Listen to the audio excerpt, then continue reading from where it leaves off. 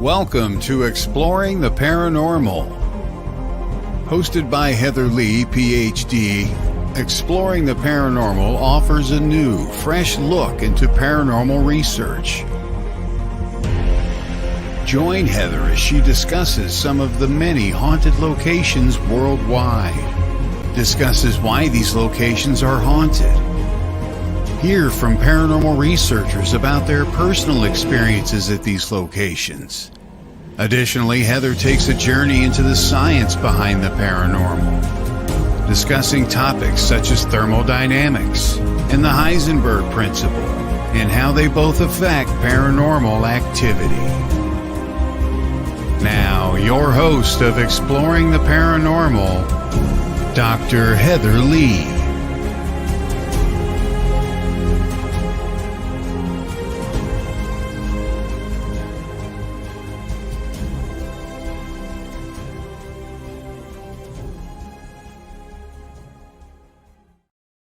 Good morning, everyone, and welcome to Exploring the Paranormal. I am super excited to have you guys here on a happy Tuesday morning, and I see Lee's already joining in, so happy Tuesday, Lee. So happy to have you here this morning. Today's guest, amazing. She's been on before, Katrine Sorilos. She's from Greece. She's a psychic medium, actively practicing, and this lady is full of ideas, tips, tricks, always willing to share her knowledge, and we have some fun surprises in store today for today's show. So that is going to be absolutely entertaining and fun as always. So real quick before she joins us, I'm waiting for her to join us in the green room, but once she's here, we'll bring her on. But beforehand, as always, you guys know I like to cover what's going on. Some amazing things are happening, and I went to the wrong screen, so hold on a minute. Hey, for those of you who are just joining us for the first time, my name is Dr. Heather Leigh. I have more than 30 years experience in the paranormal, researching, traveling, educating. I'm an author, lecturer, motivational speaker, life coach, which I'll talk on in a minute, and educator, which I will also be touching on in a few moments. You guys can catch my books, Haunted Southern Nevada Ghost Towns, Ghosts and Legends of the Vegas Valley, and Haunted Florida Lighthouses will be out this fall, but the other two are already available on Amazon. You can go to your local bookstore, or you can also go to Arcadia Publishing or the History Press and publish them directly from there. But I do have a handful of copies in and still available. So if you guys want an autographed copy of any of the two books, or even of Haunted Florida Lighthouses, let me know, and I will make sure to get in contact with you and discuss shipping and how to get it to you as well. They're $21.99 online if you purchase them, but I charge a flat rate of $25, and that includes shipping and everything as well. And then the other book that I'm working on is Haunted Florida Ghost Towns, and that's one thing that I've actually found to be really interesting. So many different things happening. It's very, very interesting. There's more than, I think what I saw in the stats was Florida is second in the country for ghost towns, next to Nevada. So that was very interesting. There's more than several hundred throughout the state. And by researching them, not all are haunted, but we had the same thing in Nevada. But there are many that are extremely haunted, and then some that have, oh, excuse me, I'm starting to get the hiccup, sorry. And then some that just have a few ghosts here and there. Others have urban legends. Of course, Florida, we have pirates, bootlegging, the Seminole Wars that happened down here, a whole bunch of things that can happen that lead to paranormal activity, which is making the one book that I'm working on right now just absolutely exciting, and definitely an adventure when it comes to my researching on that one. And I do know, Lee, I still need to get out to Eldora, and once I do, I'll definitely make sure I share those photos with you and share what we discover while we're there. Tomorrow night, this one is one that I have been looking for, Ghost Education 101. You guys, my host and I will be hosting a panel discussion on orbs, everyone's favorite topic in this field. We'll have David Taylor from Our Haunted Lives, Bill Slevin from PERS, P-E-R-S, here in Florida. I think that is, I need to look it up. I always forget what it means, but he's been in the field as long as I have, and he has some amazing experiences and knowledge. Larry Lawson, who is here in Vero Beach, and he runs the Florida Bureau of Paranormal Investigations, as well as Indian River Hauntings, which is a local tour group for paranormal activity, and then Nick Carbani from Old World Paranormal. It's going to be a fun experience. I have downloaded several videos. I've downloaded several videos, photos, and then also some educational stuff that we can put up. So there will be a slideshow in addition to a discussion on what orbs are. So we're going to be tossing that out there. Florida Lighthouse and Florida Townsend. Okay, I'll write that down and I'll let you know, Lee, when they come out. I'll make sure I get them to you. And once I have them in hand, I should be having Florida Lighthouses. I think they said, because it's coming out September 11th, I should have them in my hand in August. So hopefully we'll have all of those ready by then. So perfect, thank you. Okay, and let me scroll down here real quick. Oh, and for those of you who haven't seen the show in the last couple weeks, we have a new show coming out, Passport to the Paranormal. It's starting June 8th. It'll be myself and Joe Frankie. He trained and learned directly from the Warrens, so he will be sharing his experiences. We have some amazing guests we're working on, and we will also be taking you guys to different locations, hopefully. I know he lives in Connecticut and I live here in Florida, but we may be doing some fun on-site lives, and especially later this fall, we may have a live that we will be doing together on location, because we will be in Florida together doing a convention. So stay tuned for all of that, but that show is going to be absolutely exciting. Joe's on vacation right now for his anniversary. So once he gets back home, we are going to be discussing what our first show is, and I'm going to get that all set up while he's traveling for a case. And then June 8th, we will be starting with that. So super excited. And then don't forget my TMCC courses. They are opening up in, I think it was June or July, September 25th. I'll be teaching the ABCs of Paranormal Research. October 9th, I'll be teaching Ghost Hunting 101.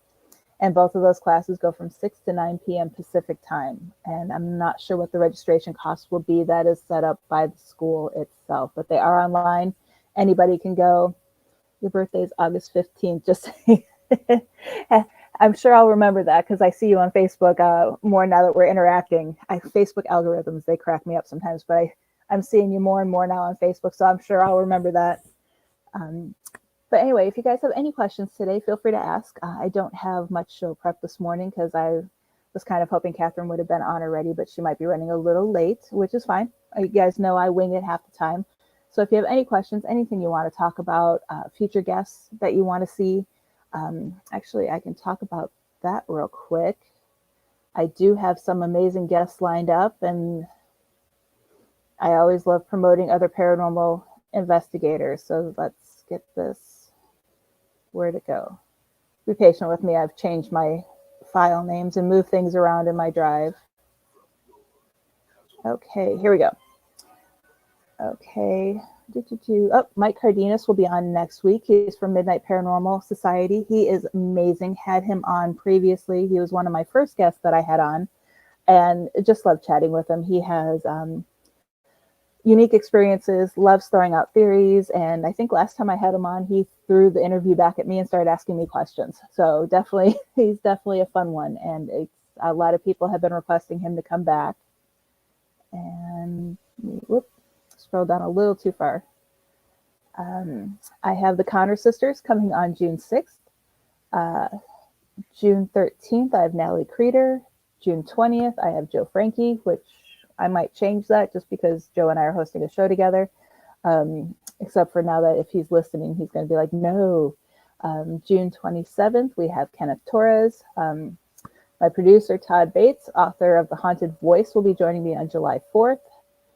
July 11th, C.L. Thomas. And I'm looking forward to that interview. She's amazing. July 18th, Jeff Schlachter. And then July 25th, I have Howard Petrie from the Petrie Dish, and a few other, I think he hosts like 4 or 5 different shows on Facebook.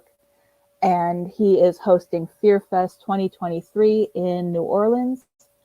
So we're going to be definitely talking about that as well. And he has an amazing foundation that we're going to be touching base on about what he's raising money for. And keep your fingers crossed, because if all goes well, I'm hoping to be at that convention as well. And that will be in September. So I hope you guys are having a group. I keep switching to the wrong screen. I'm sorry, and I'm losing my notes. I have had a few people ask me about last week's topic that I had talked about, where it's kind of a comparison of being in a cult versus how some of these paranormal groups run. So I actually am going to be creating a one-off video that I'll be putting up on my YouTube page, or you can find at Exploring the Paranormal Show on Facebook. I'll be putting, hopefully, I'm traveling right now. I'm at my parents' house, but next week I'll be home and I should have time, because I don't actually, for once, I don't have any freelance work or anything like that. So I should have time to work on catching up on my videos that I've been promising you guys. Also, June 1st, my Patreon account is coming up. We are going to be having a whole bunch of different things on there. Everything from your basic $1 level, just to see what's going on. Then I'm going to have a book club level where every so many months I'll send you guys a free copy of a book, and a whole bunch of different things. And then also I'm going to have my sponsorship levels, to where you sponsor this show, or you could sponsor Joe's and my show. We're going to be doing that as well. So some amazing things there. I'm working with my friend from, I can never pronounce her last name, Marissa Diradia. Marissa, if you're watching, I'm sure she's not. She's probably still sleeping because she's out in Vegas. But if you're watching, I'm sorry if I butchered your last name. But she's a Sin City witch. Her and I are going to be, once things settle down for her and settle down for me, we're going to be relaunching the Witches Paranormal Society with some amazing things, including classes, some things I can't reveal yet because her and I have been chatting behind the scenes. And when I talked to her last, definitely we know exactly where we want this group to go. So it's going to be, we're offering, how she wants to do it and how I think it should be done also is we're offering just an open group where anybody, who wants to learn, witches, pagan and all of that stuff, techniques, and the paranormal, and how to connect the two together. And then we're also going to have an exclusive group that's going to help, people who need help, residential investigations. We're going to do lectures, tours. We actually, I know she had iMystic University up and running, but that's actually shut down right now temporarily. So we'll be teaching classes on that as well, and a whole bunch of fun stuff with that. So make sure you stay tuned. That one is going to be a fun ride. That's one project I'm looking forward to. And you guys know, not that I need one more project, but I always love keeping busy. I love doing a whole bunch of different things. I love exploring. So today, while we're waiting for our guest, the one thing I do want to kind of talk about, if anybody's watching, or even, if you guys watch the replay, feel free to answer any questions that I say or mention. I always check back, and I do my best that I can to look at the comments and questions. I forget to go to WLTK to look at the comments and questions, but I always do, at least on the YouTube channels that they have. So feel free to ask any questions, even on the replay. And if I don't answer your question, don't hesitate sending me a message. You could always email me at heather.lee73@gmail.com. I'm always willing to answer, talk questions, review videos, review footage. Anything you guys need, I'm here. But with Kathrine coming on, one thing I wanted to ask is, I know not a lot of people believe in psychic abilities. I know most of the people who follow me do.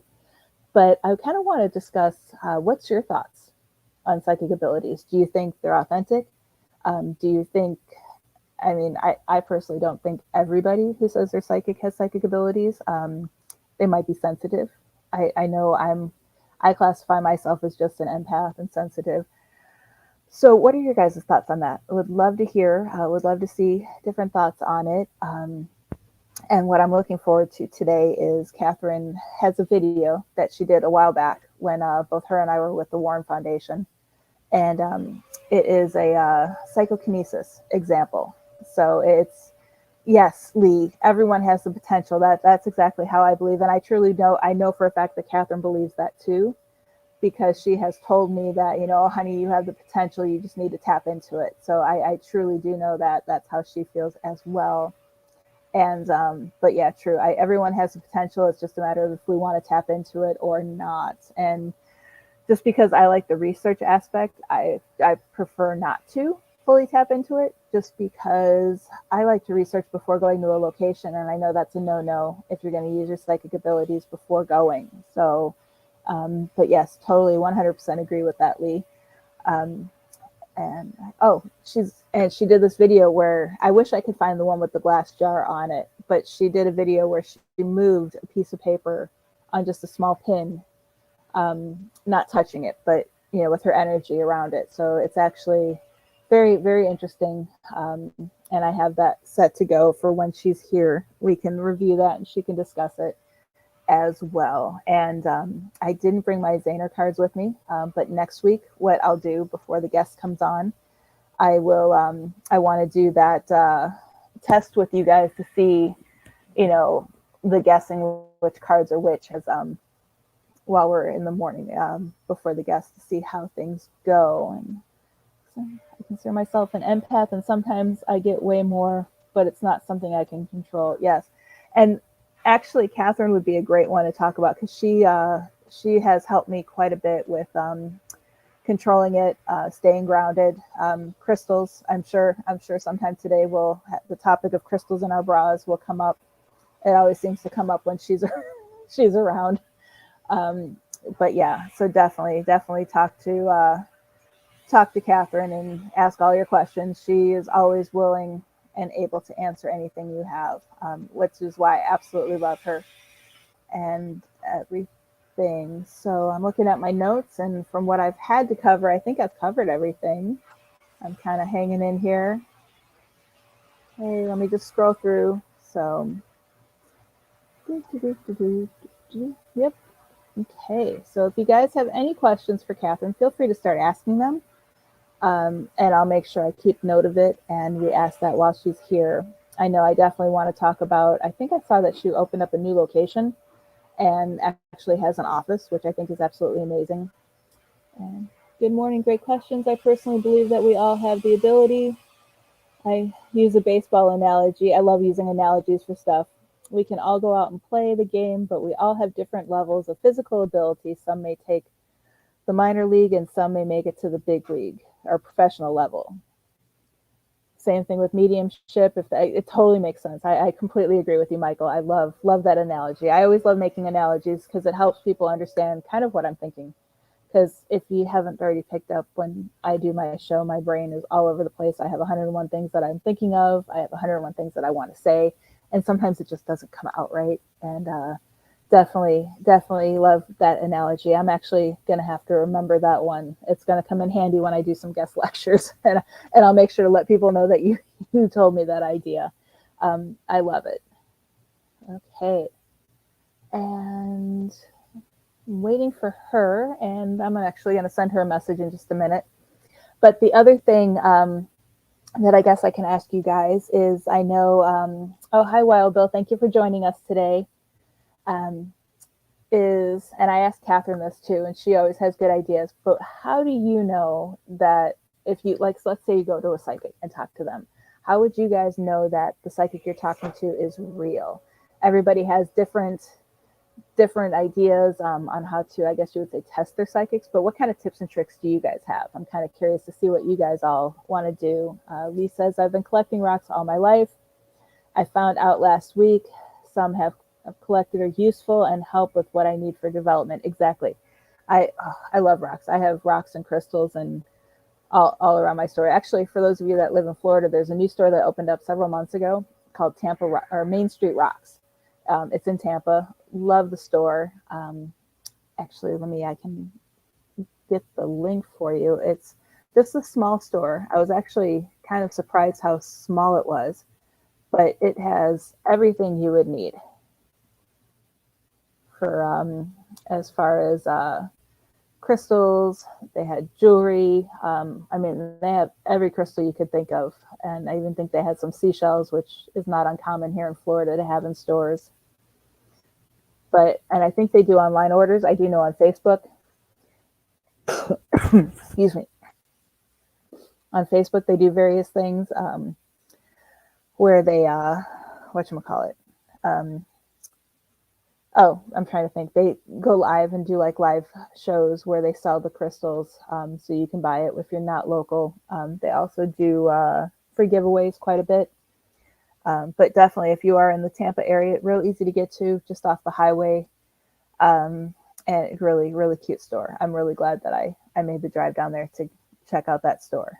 And yep, thank you, Todd, for sharing the links. I guess my links didn't quite come out. I think you, oh, nope, I automatically did that.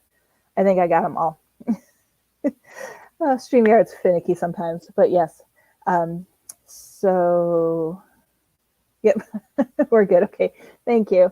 And I love, you guys know I love supporting local stores and all of that type of stuff. I also like supporting international stores, or even, as long as I know they're great. So I have a fossilized seashell. I put them, yes, yeah, fairies love seashells. Oh, I have a few shells around my home too. And I haven't seen one, but it's one of those things where they're there. And someone's been stealing. I always joke that someone's been stealing my plants, because at night I go to bed and my plants outside, I had a cactus completely disappear. And of course, 9 times out of 10, it's probably the animals, but I just can't imagine a squirrel taking my cactus. I mean, it just knocked over the pot and the whole thing was gone. We couldn't find it anywhere on our patio. So yeah, it's, you never know what's in your backyard. And if you want to attract different things, the seashells are great for the fairies and all of that. I'm glad I could be entertaining this morning, Todd. So actually, since we're on the topic of crystals, we could also talk about, what are your favorite types of crystals? I know for me, one that I absolutely love is orange selenite. It's just, it does everything for me. It's, relaxing, rejuvenating. And one thing that I had been told, it goes along with, crystals for protection.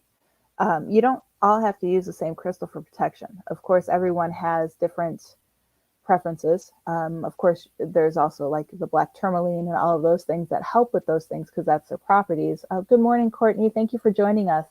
But one thing that I was told when I was at a crystal shop, the Realms Within out in Vegas, the guy took me around. That's another great store. This place is huge. Took me around the store and we talked about different crystals. And he had said one thing that is, if the crystal is attracted to you, if you're attracted to it for some reason, there's, it's calling you kind of, and he taught me, you put your hands over the crystals to feel the energy. And it's one of those things where it goes with the, I call it the power of self-possession, where if you truly believe that something's going to protect you, it's going to. So like for myself, I wear, I have in my bra, red jasper, blue agate, I think, black tourmaline, and one other one, I can't remember it, but I have those that I carry either in a pouch or, in my bra. And quartzite and black tourmaline, yes, those are both good. And yeah, the hands tingle, or you can feel the energy and the pressure coming off of them. That's actually how I picked them. But like for my son, he was really attracted to this beautiful goldstone. And even though goldstone has some protective properties, he believes that it's going to protect him. And because of that, he would. And also the other thing that he said is, if you are attracted to a particular stone, look at the different qualities and see that usually means that that's what your body's craving. So if you're attracted to a stone that is meant to bring you energy, positivity, that means you need that in your life. Or if you're attracted to a stone that's known for protection, you're needing that in your life. Other stones are money, wealth, happiness, health, a whole bunch of different things. So go to the store and see what stones you're attracted to and look at their properties, and that might be able to guide you into what you're needing. And then not only will that stone help you, but then you know how to focus your intentions and move forward and all of that type of stuff. I'm trying to think. Yeah, I do also love, I have clear quartz crystal. Those I lay around in my house in the shape of a pentacle before we move in, along with this, sea salt that I got from Reverend Sean Whittington. And I have those throughout my house. I have selenite wands scattered everywhere. and I have endless little towers of crystals. I can't even name them all off, and they're just kind of around the house in little areas. One thing I do at Main Street Rocks, we were there and I picked up, they were tourmaline, they were black something, but it wasn't tourmaline, but they were carved, and it's a baby Groot and a baby Yoda. Cutest little things. I had to get them. I couldn't not get them.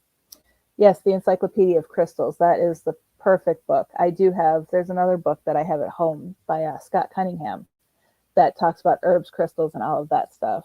Hi, Sarah. Thank you for joining us. Feel free to ask any questions you guys have. My guest should be joining us any minute. We're just right now chatting about crystals, psychics. How do you know one that you're seeing? Is it a tarot live? No, sorry, that's not going to be a tarot live today on my show. I think there's other shows that do that, but not on my show. I'm sorry. But Kathrine will be here, like I said, momentarily, and all the things that I've been jabbering about, she will be discussing in more detail because she has more knowledge than I do on those. So, and yep. But feel free to ask any questions you have. I'm starting to gather questions for Kathrine and talk about different things. If you have any questions about the paranormal, it's okay. I'll still subscribe. Thank you so much, Sarah. So feel free, anybody, guys, ask some questions. I'm going to actually message Kathrine real quick to see where she is at, and I'm noticing I'm going blurry for some reason, so I'll fix that as well. And we are going to take a quick commercial break, and hopefully she'll be here when we get back. Okay, so I'll see you guys soon.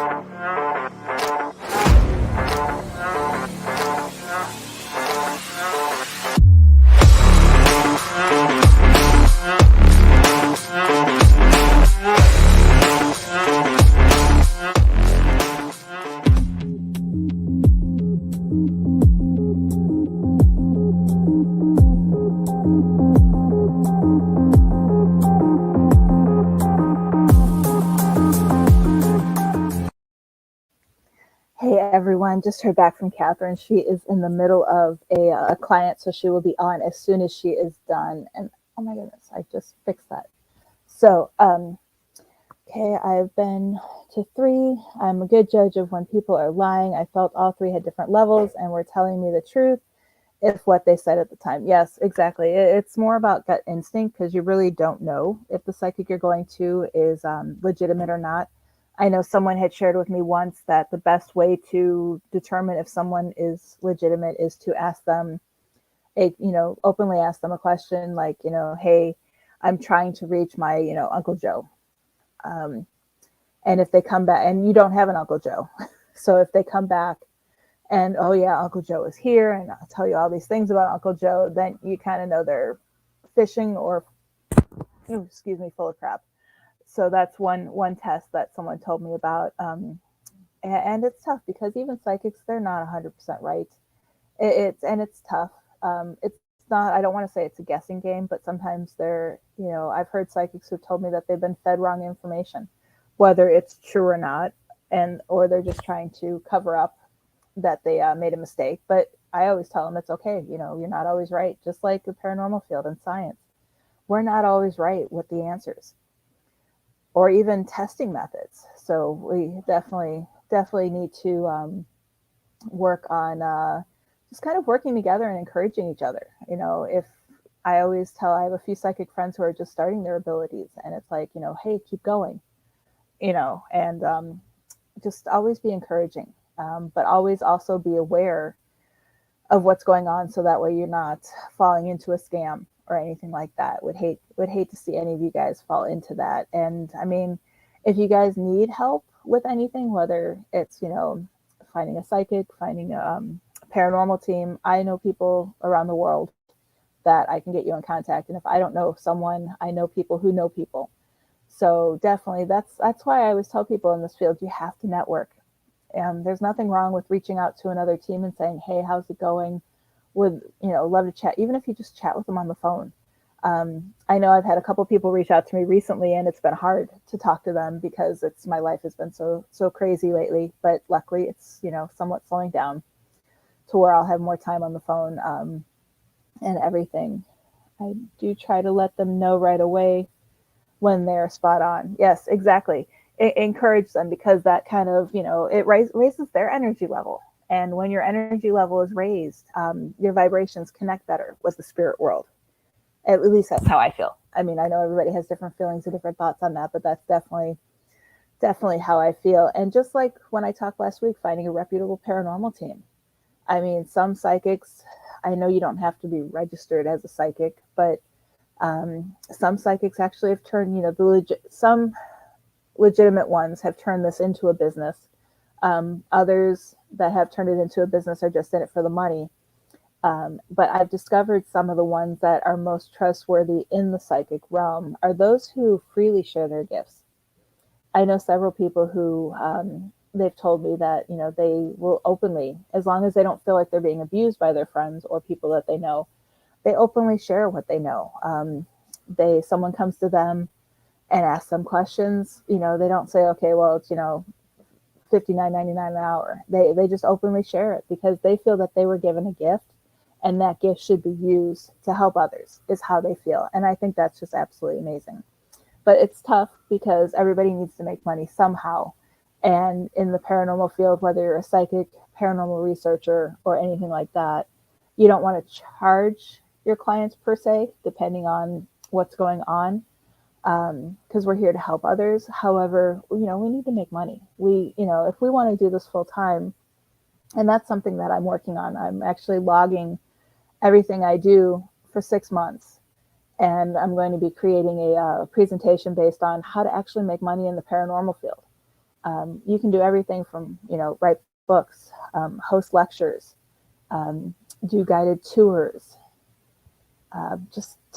sell merchandise. There's so many different things you can do as long as you go about it the right way. And it can absolutely be done. And absolutely, like I said, so many things that can be done, and ways to do it. I still have my freelance job that, pays for our fund money. I've been lucky enough to where I don't have to work full time, but our fund money comes from, our paranormal exploring money comes from the freelance work that I do and other things like that. So yeah, there are ways in this field to make money without having to charge your clients, but that's all a personal decision. I know when I was, what is wrong with my camera? Do I need to sit closer? I keep noticing it goes out of focus, so I'm sorry about that for the poor quality today. I'm not sure what's going on. But yeah, I mean, I know when I was taking my PhD courses, IMHS, Dr. Kelly did a lecture on, so what if people charge, rather than make it a big deal, rather than cause paradrama, rather than, be erratic. It's, as long as they're legitimate, some people do charge. It's what they do. I personally wouldn't go to them. I would personally tell people not to go to them. But some people don't have a choice, or some people, stuff like that. So it's, again, like I said, because I don't personally charge, I'm not going to bash other teams because they do, but I'm not going to recommend somebody go to them, is the only difference. So, yeah, with that being said, there's so many different ways that you can find help, get help, offer help, and do things. And Lee, I just remembered I need to get back in touch with you because we have to discuss setting up that show with non-paranormal researchers. So I haven't forgotten about you. I did momentarily, but I have it in my notes that I need to reach out to you. And Courtney, everything is so beautiful. I just can't decide where to follow. Thank you, Lee. Yeah, I've been working on my backdrop at home, but like I had said, I'm at my mom's house, so it's kind of, I'm sitting in front of her secretary and doing this. So it's kind of, usually it's at night, so I don't have the sun. I think that's probably what's happening, is the sun's coming up and shining in through the window, throwing everything off. But yes, at least it's not raining yet. It's supposed to storm all day today, but I'm not looking forward to that, especially with running errands later. But yes, so yeah, and I completely lost my train of thought again, Courtney. Thank you. I appreciate the comment, but I completely lost where I was going with that. So let me check my notes real quick and see what else there is. Oh, that's what I wanted to share. I don't know if you guys saw, but I started teaching it rains every day in Florida. It hasn't for a while, but yeah, now it's going to start raining every day. I'm looking forward to those quick afternoon rains, but not the all day. So, because I looked at the weather, it's supposed to start this afternoon and rain all day tomorrow. So yeah, it's going to be an interesting. I was hoping to go to the beach to take some photos for my next book, but that won't be happening today. So yeah, I'm actually, for those of you who don't know, I am a certified shamanic life coach, and I have been for several years, just haven't done anything with it. And I'm going to be starting teaching life coaching sessions where I open it up every month to 5 or 6 people. And it's going to be a 6-week training. Pours and then sun, yes, always. And humid right after, but it cools things off. So, but with that, I've decided to test it out to make sure my 6-week course is good enough. So it's actually going to be 7 weeks roughly, because we have the introductory day and then we go through. But each week focuses on a different topic. It's how to bring success and happiness to your life, whether it's your paranormal research, your home life, your work life, whatever. It's ways to bring, and it can be tailored to whatever you guys need it to be. So what it's going to include is, that's why I'm limiting it to 6 people, because it's all going to be virtual. It's going to be like week 1, we'll introduce each other, learn about each other's goals. We'll do a quick dream board, because you guys will get information ahead of time of what you need. And then you'll be given assignments for the week. Then the next week, we talk about one specific topic. Just some topics off the top of my head include purging, creating your happy space.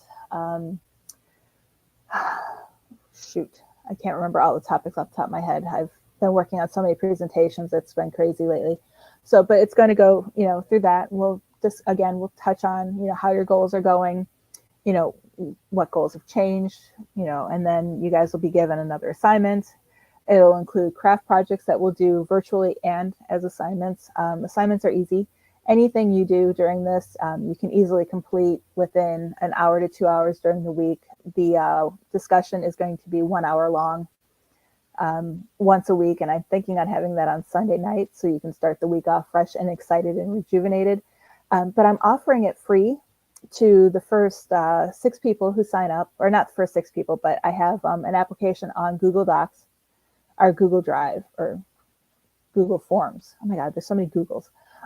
Google Forms that I can share the link here in a minute and get that for you guys. But I'm looking at different things. It has basic information on like what you're looking forward to get out of the class and what's required of you for the class. And the only thing that I ask, I'm testing this out, and I want everybody to be honest if they do it. I'm testing it out to see how whatchamacallit. Oops, hold on. I'm like trying to find the form here. Kind of to see how it turns out, what needs to be changed, what needs to be added, what needs to be fixed. And then, just a whole bunch of different questions. So I want everybody who's willing to do this, you need to be brutally honest with me. I know sometimes that's hard, but if you don't think something works, let me know. If you think something works, let me know that too. And I'm not sure what it would be charged, but like I said, I am offering this free for 6 people. That is going to be starting July 1st or June 1st, or the first Sunday in June for 7 weeks. I've just put the link for the form if you guys are interested. Fill that out. I will be contacting people next week regarding who made it in, and I may open it up to more than 6 people just to get more input. But I definitely would like your guys' input on how that class goes. Truly, like I said, I'm truly looking forward to it. It was a fun certification, that I did, and the crafts that they have are a lot of fun. One of my favorite things is we will discuss what's called a 21-day purge, where you're supposed to, and you create a box for it, which I found was interesting. And it's just, trying to figure out how to describe it, but it can be a small box, big box, whatever you guys want. But you can do it two different ways. If you do a smaller box, you decorate it. And then for 21 days, you write down things you want to get rid of from your life. So for example, you want to get rid of negativity. Oh, no problem, Lee. Like I said, the links are there, and you can always go to my page and check it out. And we'll definitely get you guys information on that. If not, you can always reach out to me and ask questions. But with the 21-day purge, so you write things like, I want to get rid of negativity in my life. I want to get rid of wasted time, because you waste time on the projects that you do. A whole bunch of different. So you write all that down, and then at the end of the month, or the end of the 21 days, you gather all the things, you review them all, and then you burn them, type of thing. Another one is 21 days to, it's, I guess you would call, purging or cleansing.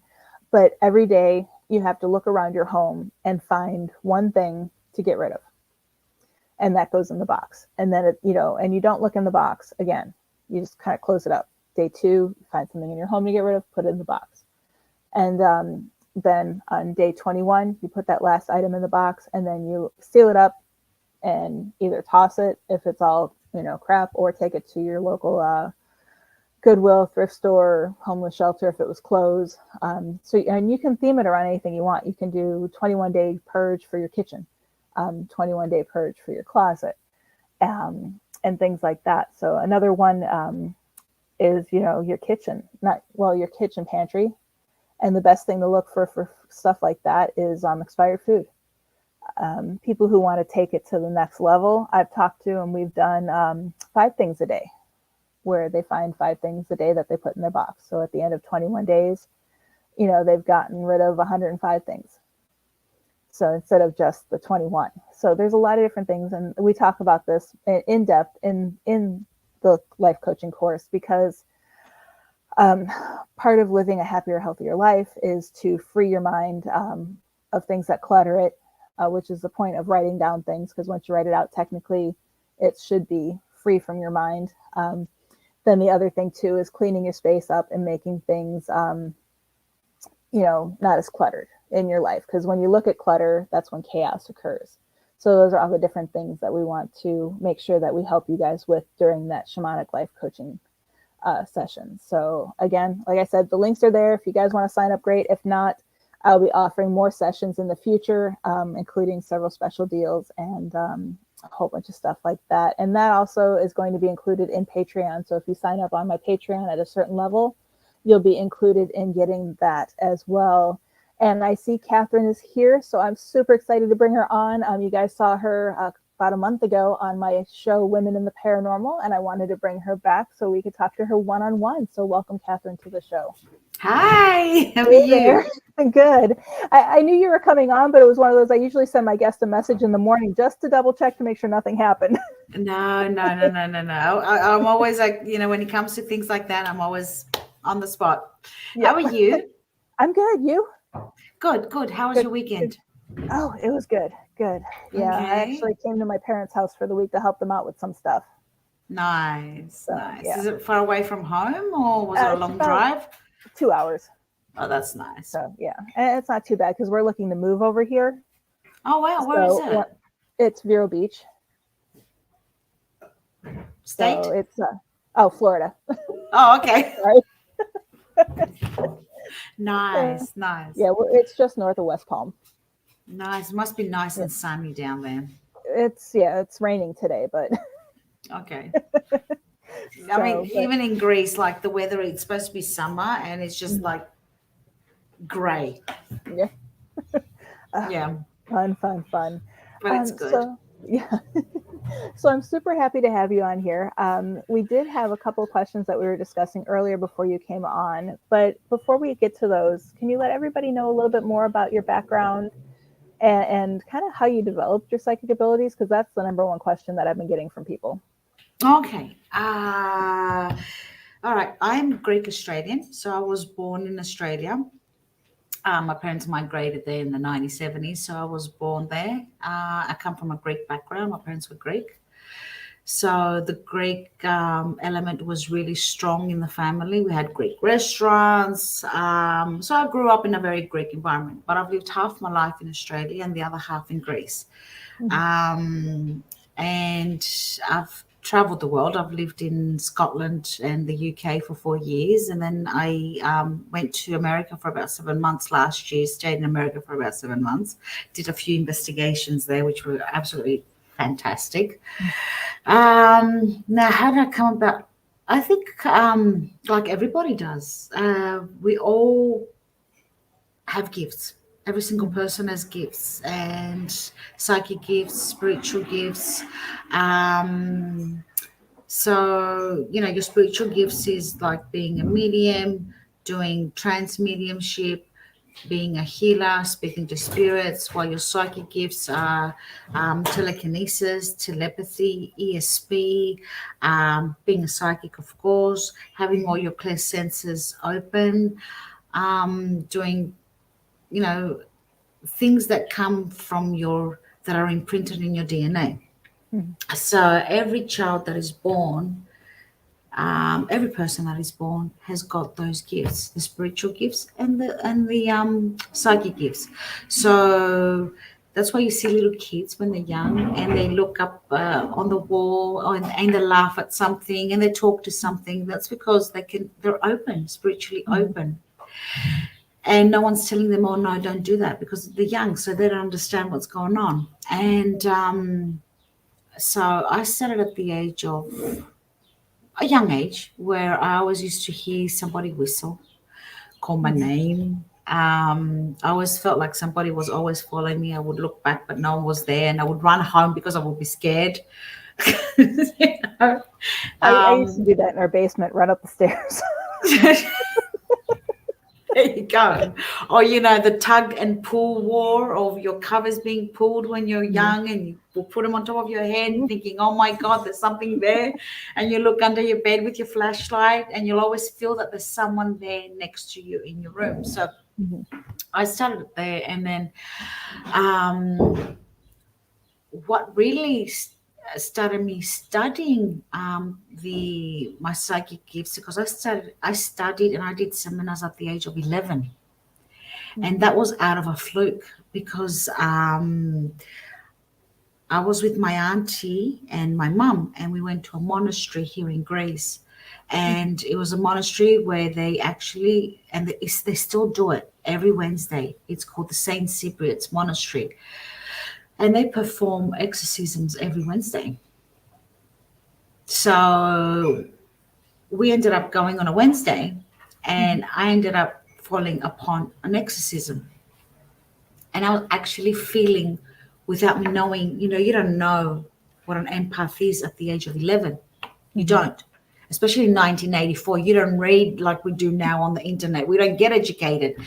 So here I am, looking at that poor girl on the floor, screaming, yelling, cursing, her whole body twisting. Guys, I can still remember it as it is, as I'm looking at you. That's how I remember her face. That memory will never, ever go away from my mind. But I was feeling what she was feeling, and I was feeling her burning, and I was feeling everything that she was feeling, to the point where I couldn't breathe anymore.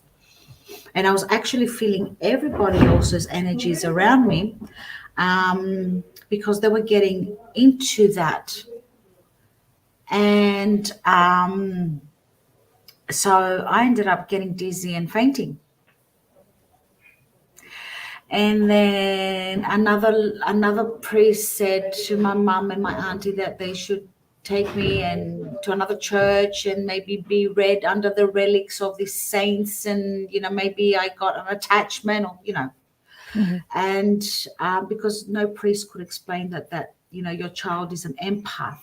They don't know what religion is really funny about that. They don't believe in those things. They're very boom, like in a box.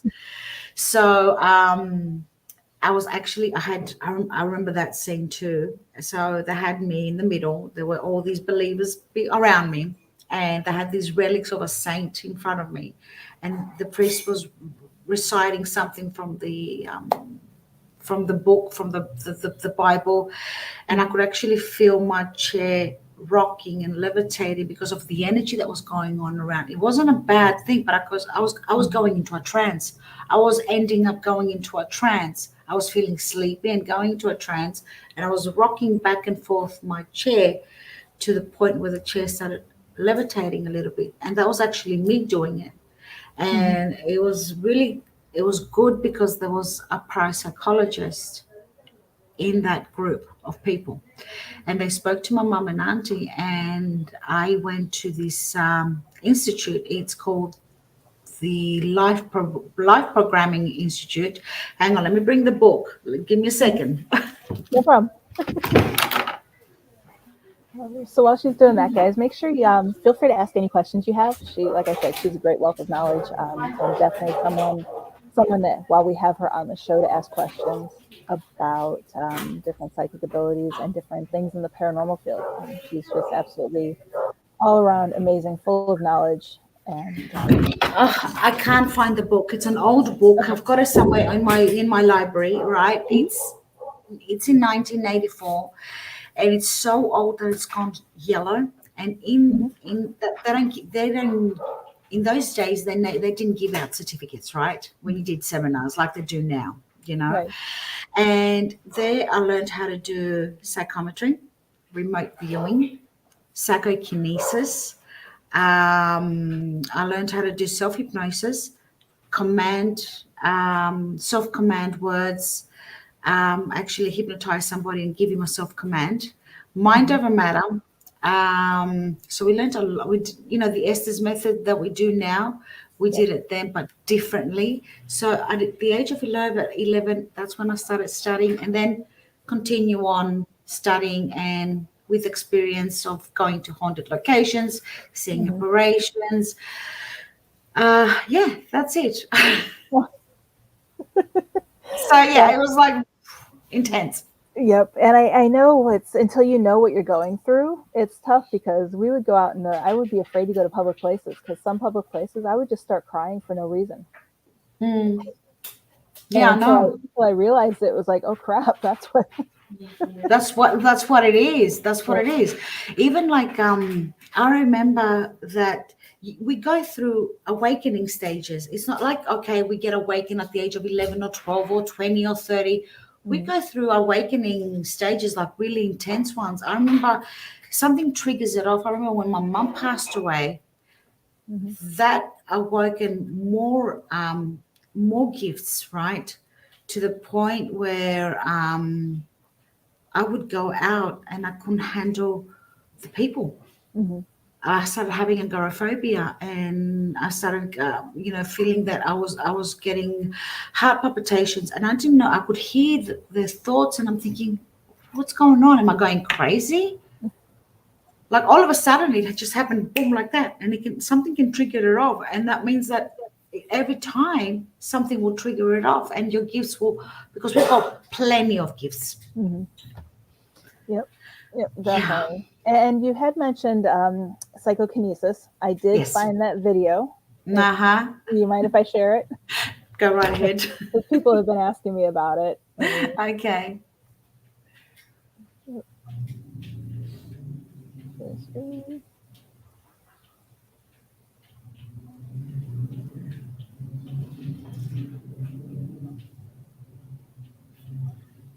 Okay. Making sure I did this right. Okay. I love the thumbnail that they use. Yeah.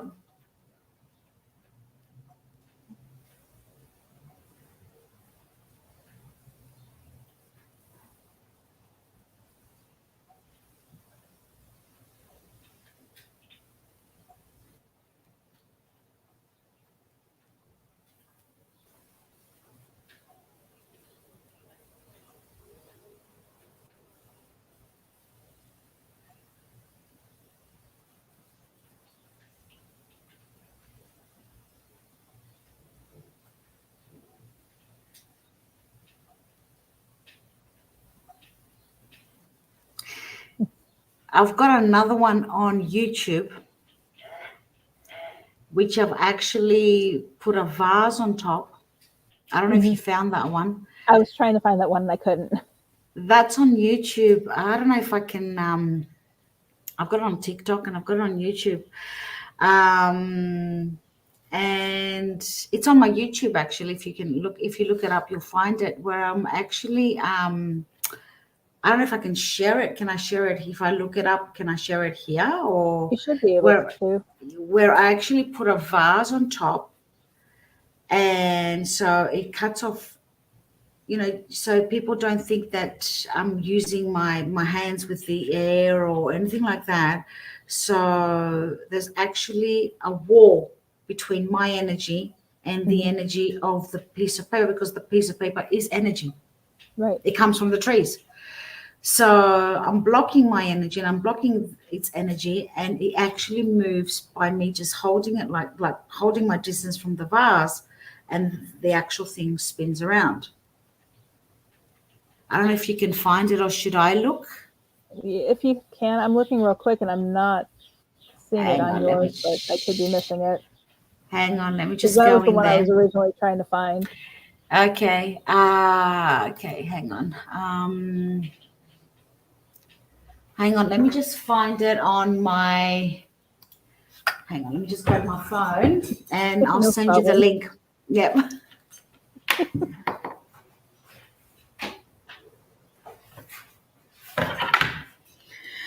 So while I'm looking for that, it's true that everybody can do that. Everybody has got that ability of actually doing telekinesis. 98% of poltergeist activity is actually people and young adults moving things with their mind.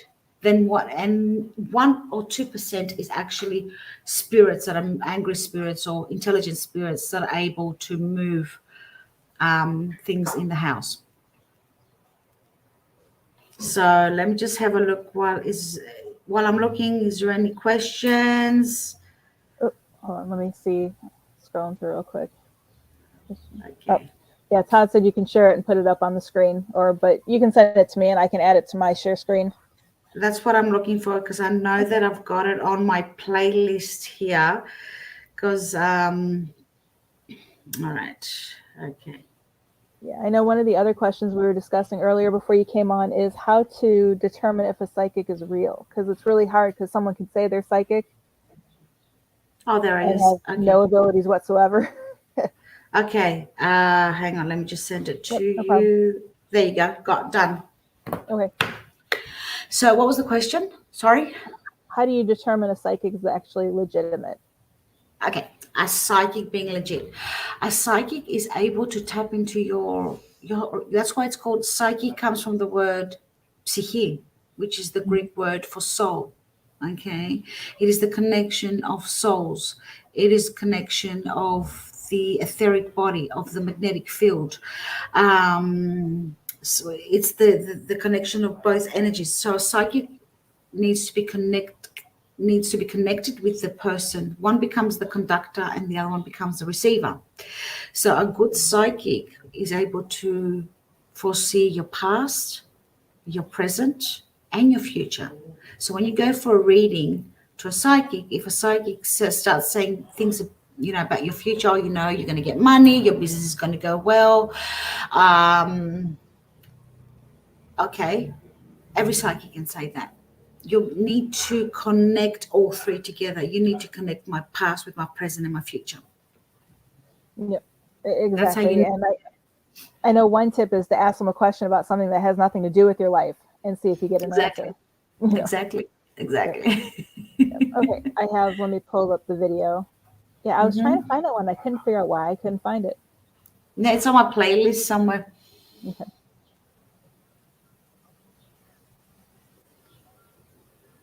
There we go. I like your hair better shorter, by the way. Do you?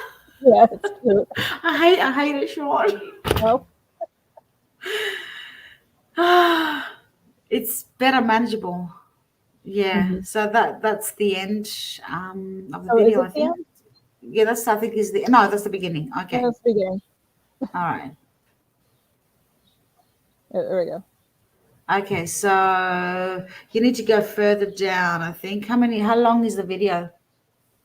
So I'm giving a bit of a 20 minutes. demonstration there, so on how to do it. So I'm explaining there. So if you go further down, further, I think it's in the last few seconds. Oh, and then next to me is the book that I was talking to you about, the Psycho. Yeah. So that's really weird. So it's moving while There I'm we go. talking, and there we go.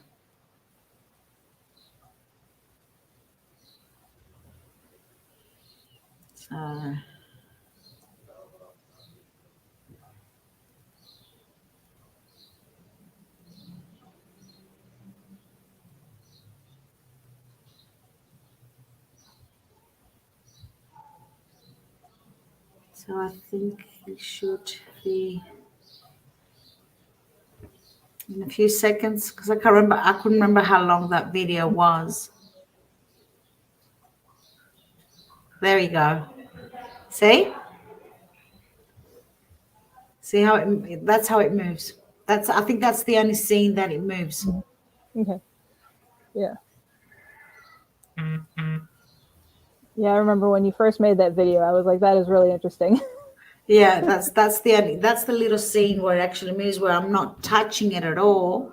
Mm-hmm. I'm not touching the vase. There's no air going through. It is sealed.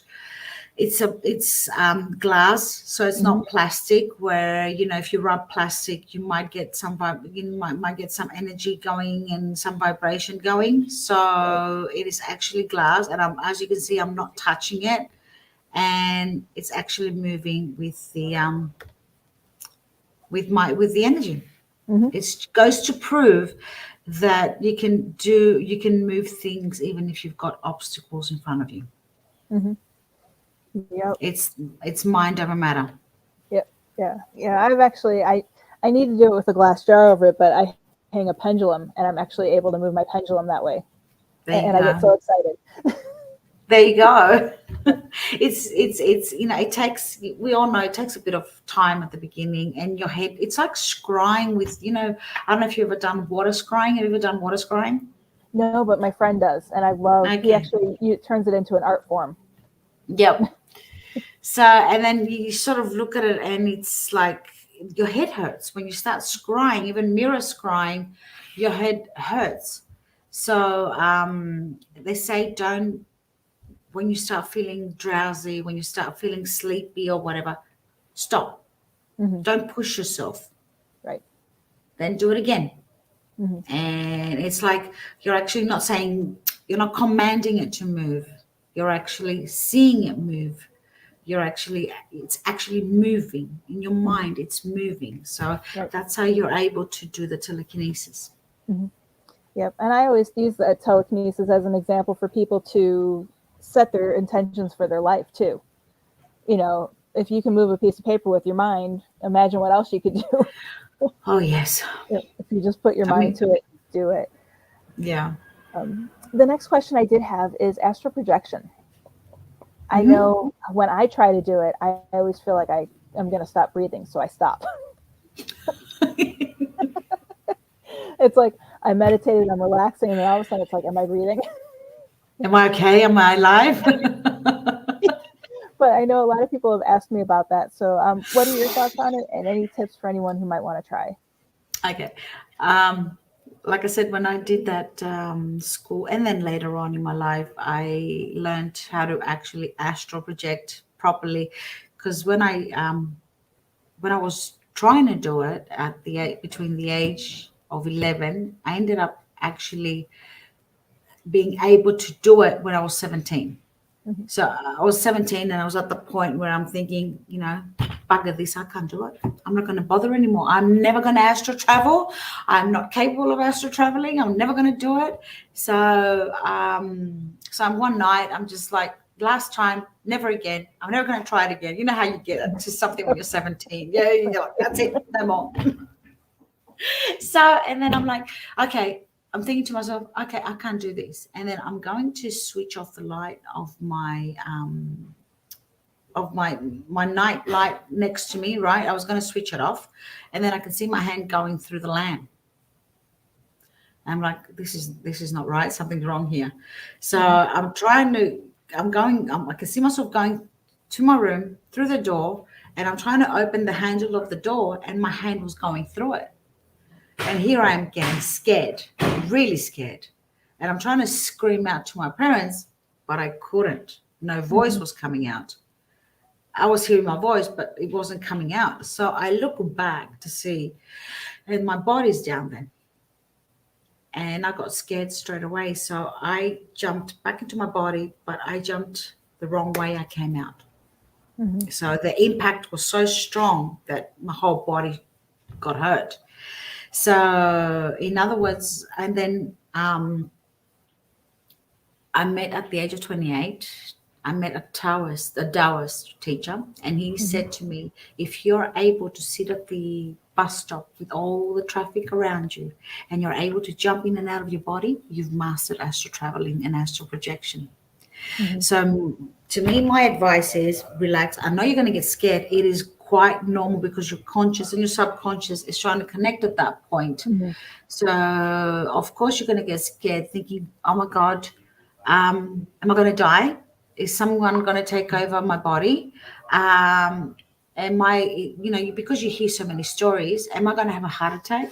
Is that line going to break? Am I ever going to come back? So you're filling your mind with so many thoughts, and of course you're not going to be able to travel. Of course you're not going to be able to come out.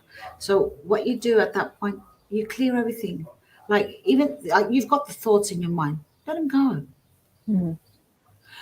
Just clear them out. Like, don't try to force them to come out of you, the thoughts, because you're going to get, once you're doing, once you start relaxing with your breathing and with meditation, other people do it with meditation, other do it with the self-hypnosis, other people do it just breathing, like breathing in and out.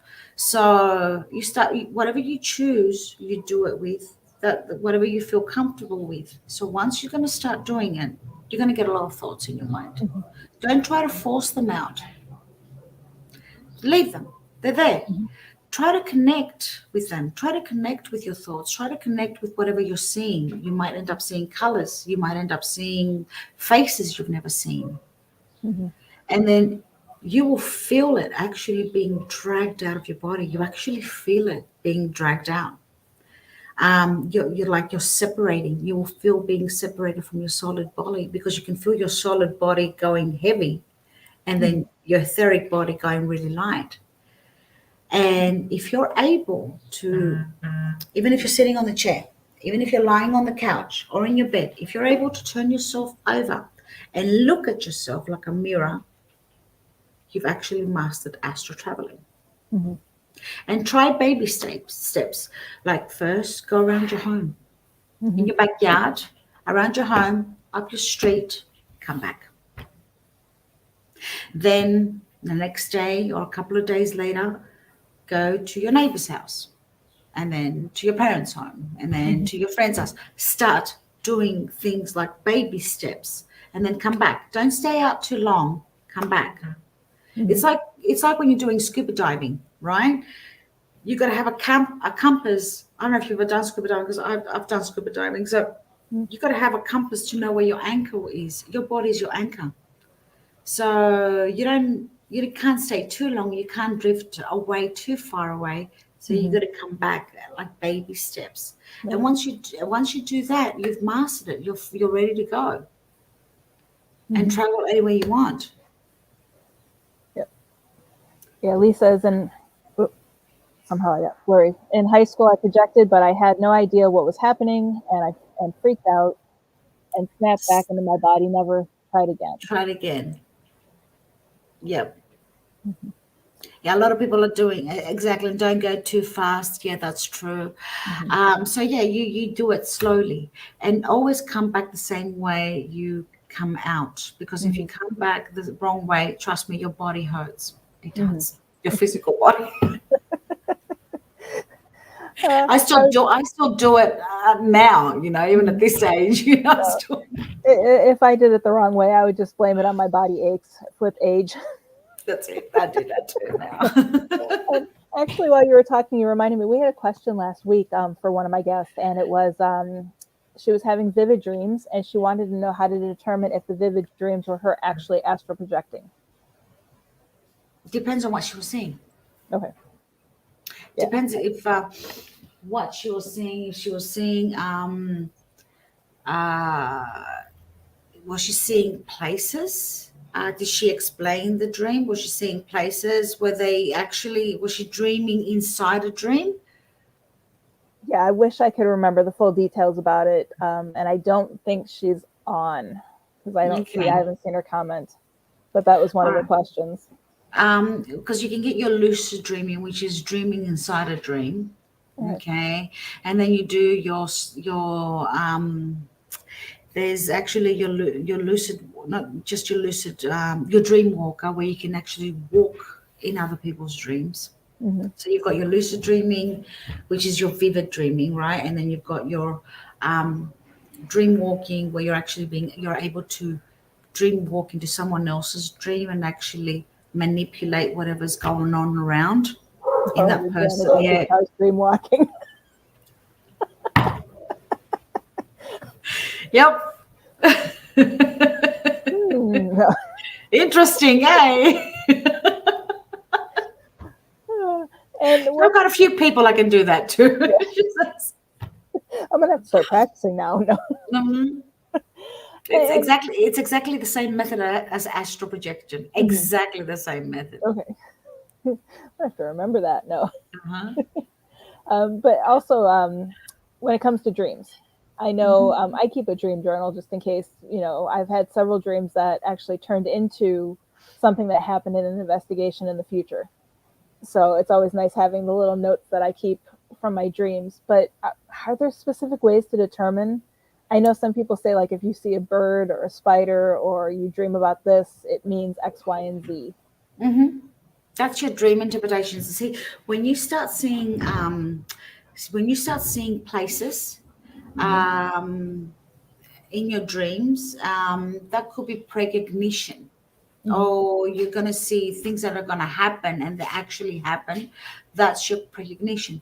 When you see dreams without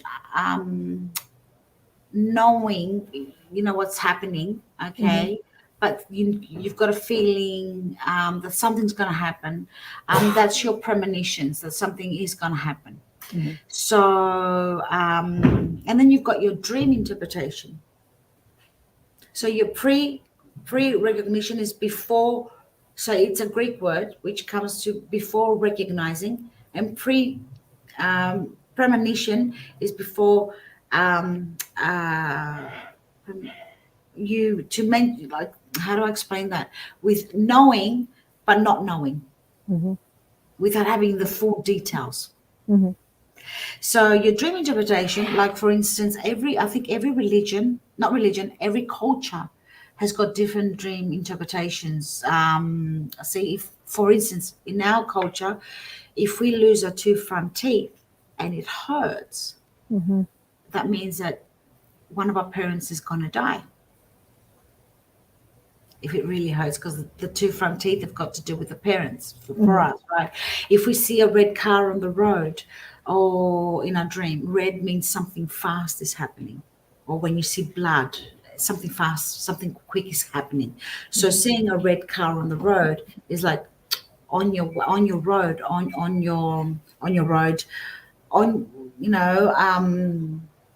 your days, on your next few days, something quick is coming your way, something fast. So beware, because the car's got to do with warning, or you might go traveling. Depends on what else you see in your dream. Mm-hmm. So if you see a woman with long blonde hair in your dream, or if you see yourself with long blonde hair, it means that happiness is coming, good things are coming. If you see your hair black, and especially long, it's like you're going to go through burdens. If you cut them off, you're going to go away from the burdens. So each dream has got its own interpretation, and you try to put it all together.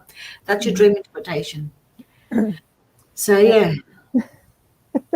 And it's But all it's about fun. puzzle, piecing the different puzzles together and making it figure it out. Exactly. And you know what? After that, after a few times, it starts making sense. Mhm. It starts coming on its own because you're using your abilities. Mhm. Yep, definitely. And then that once takes me to dreams as a method for spirits to communicate with us. I Yes. know I've had two instances. One where I was dreaming that my grandfather was talking to me and telling me that it wasn't my time because I had just been diagnosed with kidney failure. And I woke up and he was standing by my bedside, rubbing my arm. And then he just kind of faded away. And then the other time I was having a dream about we were going to go on an investigation, and I actually visualized a location I had never been at. And when a spirit came, or a shadow came to me saying, don't go, it's dangerous. And I woke up and there was a shadow standing at the foot of my bed. A shadow, like a black shadow, like. Yeah, it was a big, big guy. So you connected actually through your dream world. You connected to that place. Okay. Your subconscious connected to the place you're thinking about it. So you manifested it. You connected it through your dream world, right? Mm-hmm. Now seeing that person, that shadow as a shadow, is because you don't know what he looked like when he was alive. So of course you're going to see him as a shadow. Because if you knew what he looked like, you would have seen him as he looked like when he was alive, but not recognizing, because we don't know every spirit out there. So he came as a spirit, as a shadow person. You felt his energy, you recognized his energy, that he was from that place. So he gave you a warning, like, hey, if you go there, this and this is going to happen. So he was probably one of the guardians of the home, Mm-hmm. of that place, protecting you. Yeah, and it was interesting because I ended up not going on the investigation. I ended up going to the house several months later to do a follow-up investigation with her. But it was during COVID, and the woman wanted us there. She's like, "You guys have to come." So we're like, "Okay, well, here's our, we're ready to mask up and do all our things that we were going to do to protect ourselves and the clients." But my partner's car, he blew a gasket in his engine, so There his you car go. was dead, and I was going to go pick him up.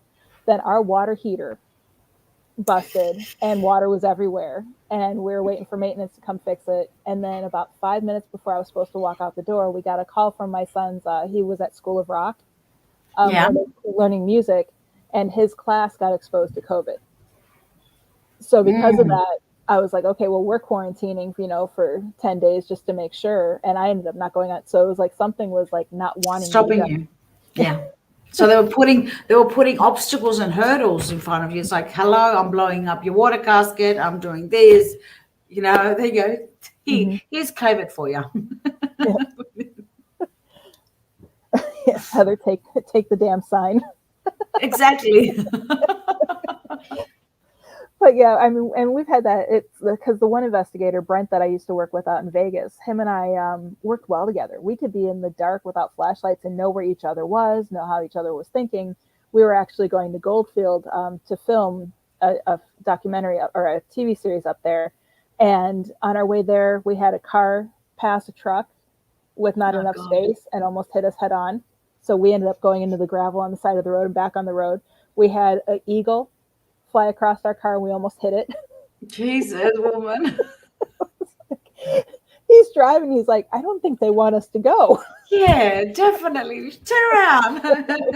Point check. Go back. So yeah, it's interesting, all the little signs that you don't think about when it's happening, but then after you look back on it, it's like something didn't want me to be there. Exactly. Yep, Yeah, I believe that. Very, very interesting. And I had another question. I had completely lost it. Anybody up for pizza? I still need to go get breakfast. It's early in the morning over there. What time is it there? 11:20. 11:20. Okay. Yeah. It's 20:06 here. Okay. Yep. Yeah, perfect timing for the show for you to be on. It is. It's good. It's the afternoon where everybody's quiet and it's good. Yep. Yeah, usually I'm downstairs, but like I said, I'm at my mom's house, so I feel bad for her. She's sleeping and I'm talking away. That's okay. In her room. But you must have a really nice breeze down there. I can see it. Oh yeah, it just started downpouring, so I'm hoping I don't lose my internet for the last few minutes that we have for the show. Oh, I don't know. I think you'll be fine. Yeah. So as a psychic, I know a lot of people go into investigations. Like for me, that's why I don't really fully tap into my psychic abilities, because I want to know the history of the location, and that's just my personal preference. But what are your thoughts on researching locations beforehand as a psychic?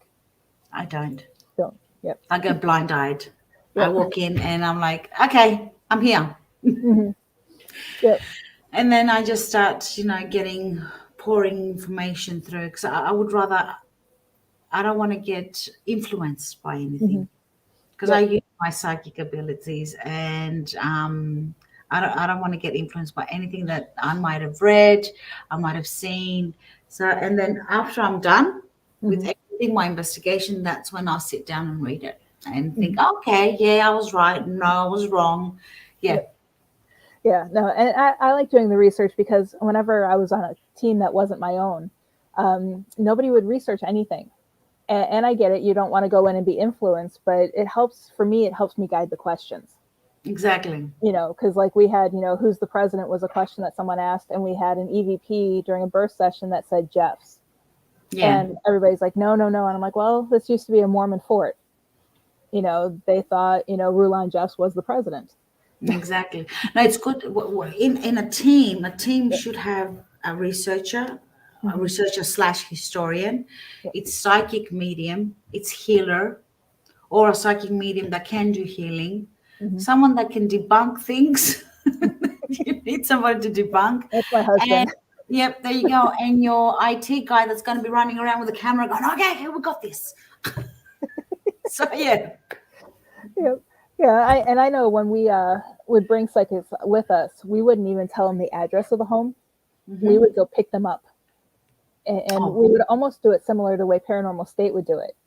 They would be blindfolded approaching the home. Nice. We'd get them to the home, take the blindfold off, and then we would do, I would do the tour with them, recording everything they're saying as they're walking from room to room. And then it's really nice when you can piece what they say up to evidence that you get during the investigation. That's awesome, because I know exactly what you're saying. On the weekend, you remember Candy Slater? Okay, she investigated Edinburgh Manor in I think it's in Iowa or Indiana. I'm not sure. Up there that way. So yes, that's it. Somewhere in the cornfields. So she was investigating that, and so she took me on a little private tour remotely, right? So we're going through to room by room by room. So we ended up going into a room, and I said, I like this room. I can see children all around it. And I think I said to her, I want to come back to this room. So she took me to the basement, which so we went, and a couple of other rooms, and I was like, no, just take me out. Let's go. So I said, let's go to that kids' room again. So I actually, together with Candy was sitting in a distance, and she showed me, she had the camera on where she was sitting on a distance. I said, there was a blue balloon on the bed. I said, bring it. There's a little boy. I said, he's doing peekaboo. So I bring the balloon and let's ask him together if he can move the balloon. And actually the balloon, with everything closed, the balloon was going back and forth. And I kept on hearing the name, I'm Jamie, James, Jamie. So she looked it up after they did the investigation, and she sent me a message yesterday. She goes, that little boy in that room is called Jamie. And I'm like, oh my God. So that to me is validation. So you were using some kind of an equipment, which was the balloon. So the actual spirit was moving the balloon, and together, with the psychic abilities, and communicating, it was able to validate that little boy was actually moving the balloon, and he was a little boy, and his name was Jamie. So it was like, wow. To me, every time that happens, it's like, giving candy to a child. It still amazes me out there. It does. Yeah, I need to do remote viewing with you when I go back to Vegas, to the one museum that I used to investigate. They have a car from Area 51 that was donated. Oh, I love to. And there's like 4 other cars attached to it. And when we would use the tri-field meter and the EMF detector, they would be going off the charts. But the minute we would like go past the car, it would flatline. Oh, wow. And when we were doing, it was Halloween, so we had a craft table up, and the team I was on, we were doing a fun event with the kids that were coming for trick-or-treating and all of, and they turned the museum into a haunted house. And we were looking over by where the car with the rail car was, and another investigator and I could see little feet. Uh-huh. And when we went over there thinking there was a child playing over there because they had it roped off not to play on it at night, nobody was there. Oh, wow. And when we did an investigation back there, we were getting EVPs and different, I don't really use the Ovilus, but it actually backed up some of the EVPs we had. That the boy was between 9 and 12. We didn't really get an exact date, but it was and it was a boy. It was all we could get, but it fit with the feet that we saw. Exactly. So it's your validation. Oh my God, I saw feet, and it was actually a little boy there, a little spirit. So right. It's validation every time. Yeah, so we're trying to figure out what a little boy has to do with a car from Area 51. That's our next mystery. Because that's the only place. And even some of the workers have said that when they're closing up at night, they see a little boy playing around the train. I've got a feeling that little boy is an experiment, Heather. Okay. And that little boy is an experiment. Yep, it could be. Yeah. Like 11. Mm-hmm. Yep. Yeah, that fits with it. Yep. And that's I wanted to get answers and help them because I felt so bad. I feel bad for child spirits. Yeah, so do I, because they don't know where to go. They don't know where to move, especially if children like that, they've been taken from the families from a very young age and being used as guinea pigs or being actually born in a lab, because there's a lot of children that are born in a lab. Yep. So they've never met a mother or a father that I know. Mm-hmm. And they don't know where to go. They don't know where to go. So I believe that little child, if we end up doing a remote viewing, I would love to with you guys, and be able to help, because I think that little boy is an experiment with a lot of abilities, hidden abilities. Okay. Definitely. I'll have to, because it's on our plan. We have plans to go there and do like almost a tour investigation and book tour with my most recent book that came out. So the reason why he might be connected to the car, because he might have felt that car it's like his getaway to get out of that place. Okay. So yeah, that'll be good to find out. You've got me, rolling at the moment. Yeah. And now you got me. It's like, how can I push this tour up? I'm fine with doing remote viewing. I did with the with Jen Jacobs. You remember Jen Jacobs? Yep. Her team Eclipse. They did it with the global ghost hunting. Mm-hmm. Yep. So I was doing remote viewing from here at 6:00 in the morning with her whole investigation. So it was amazing. It was amazing. I loved it. So yeah, I love things like that. Definitely, because seeing that you're 60,000 or 40,000 miles away from one place and you're in another place, and you're actually seeing what's going on. It's amazing. Mm-hmm. It is. Yep. Okay. Well, we have to take a quick commercial break. Are you able to stick around for the last half hour? Yep. Perfect. Todd, whenever you're ready, we'll be right back, guys.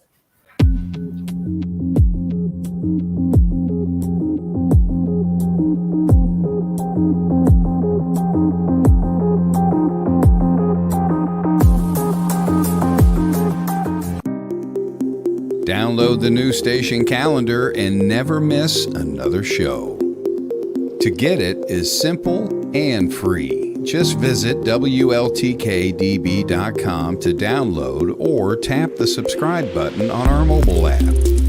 Once the file is in your downloads folder, just double-click it, authorize it to your calendar, and boom, you have every show listed. Not only does it list the shows, but also the links to watch them live. We would like to thank Danny Loosemore for developing this for us and hope you enjoy it as much as we do. Get yours now at WLTKDB.com or just click subscribe on our mobile app. See you at the shows. Put the power of this station in the palm of your hand and download our mobile app.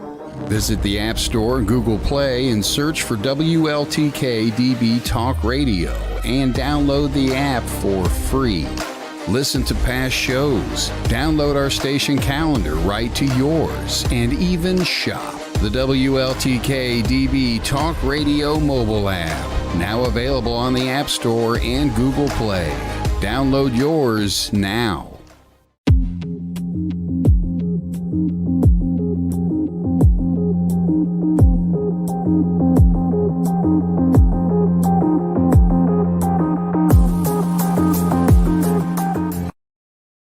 Hey everyone, welcome back. I'm here with Kathrine. Great conversation, great information. Always love chatting with you and getting ideas. I always love chatting with you, hon.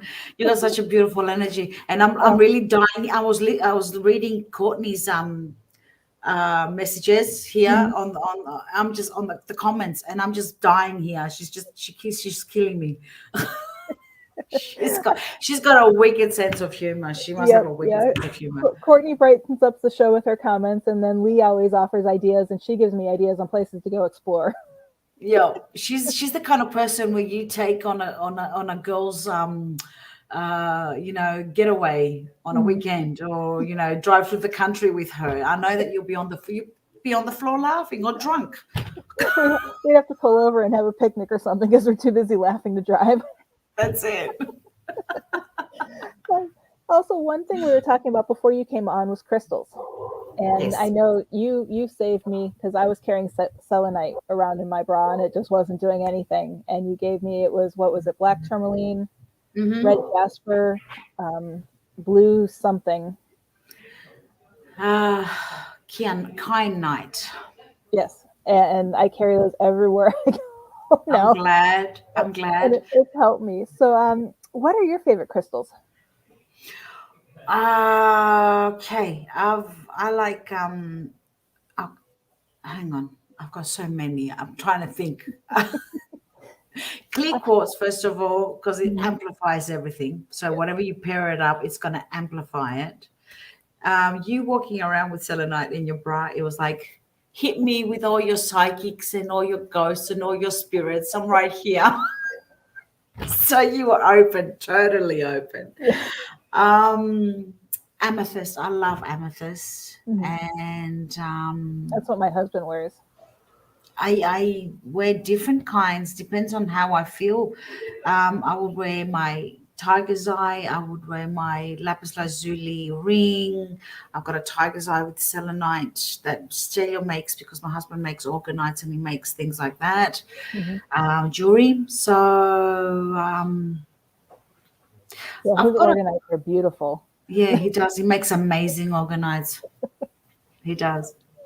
It's like, and they're full of energy and like that. And you can feel it because at that time when he's making it, if you go close to him, his whole body is burning like it's going in combustion. And I'm like, I'm going away just in case he goes boom.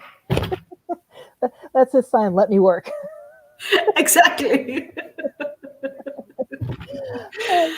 Oh, God. Actually, it was a question that I had asked, years ago. But I had a lapis lazuli necklace that I wore everywhere. And beautiful the way it was actually not even smooth. It was rough. But then all of a sudden one day when I put it on, I started feeling like I was choking. Oh.